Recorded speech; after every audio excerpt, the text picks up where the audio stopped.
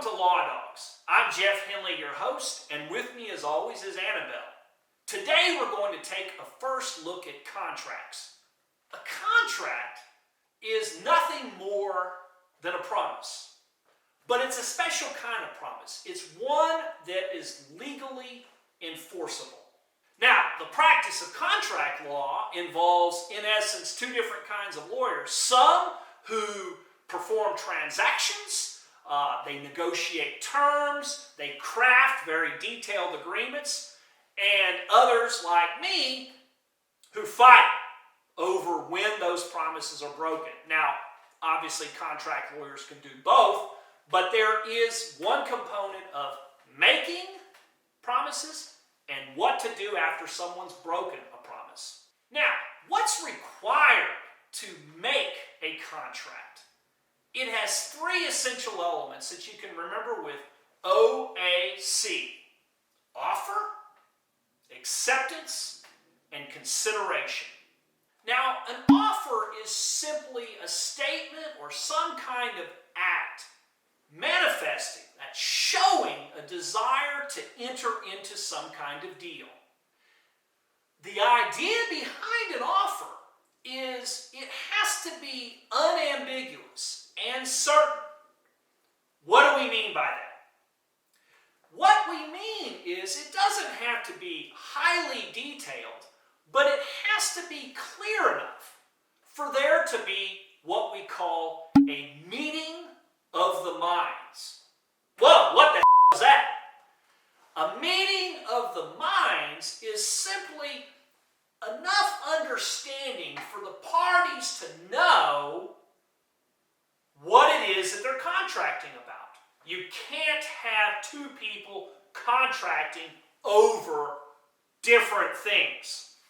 For example, if I have an understanding that we are contracting to do something on a Wednesday, but I don't specify which Wednesday it is, and you show up on another Wednesday, and I thought it was going to be a different Wednesday, then there's a decent chance that we did not have a meeting of the minds. Now, the other side of offer is acceptance. You have to have somebody accept it. A girl has to say yes to dance with the boy who asks her. I can't assume that just because I've offered legal services to some person that we have a deal.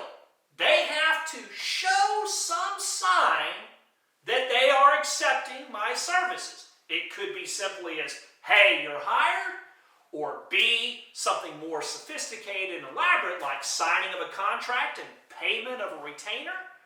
It can also mean, in some instances, for certain kinds of services, much smaller acts. Again, going back to the valet, if you throw your keys to the valet and say, park it, you've accepted. You didn't have to use the magic words of, I accept the performance of your services.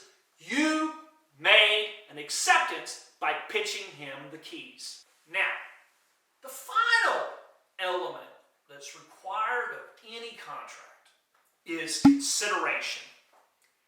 That is something of value, and what consideration is can be a lot of things. It can be money, it could be an object that you're purchasing, it could be land that you're buying, it could be the services that somebody's performing, it could be virtually anything that one can imagine that has value. Now, going back to our example of the valet, we have lots of other personal services for which contracts are entered. You can have your house painted, you can have your home built, even something as small as paying the yard guy to cut your grass. If you receive a knock on the door and someone says, hey, I'd like to mow your lawn, and you nod and you go, sure, that'll be great.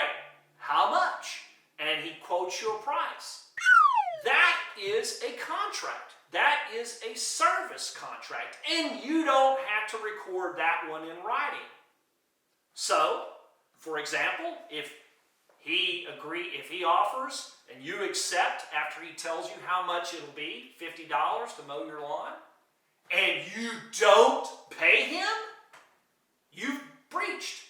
You accepted his services after he offered them to you, and you had a meeting of the minds. Now, contracts are essential to every facet of our lives. We see them in consumer transactions for goods, whether it's a purchase of your groceries, whether it's a delivery on your front porch these days with Amazon, whether it's the purchase of an expensive piece of artwork or something as small as a popsicle. Contracts are essential for the purchases of goods.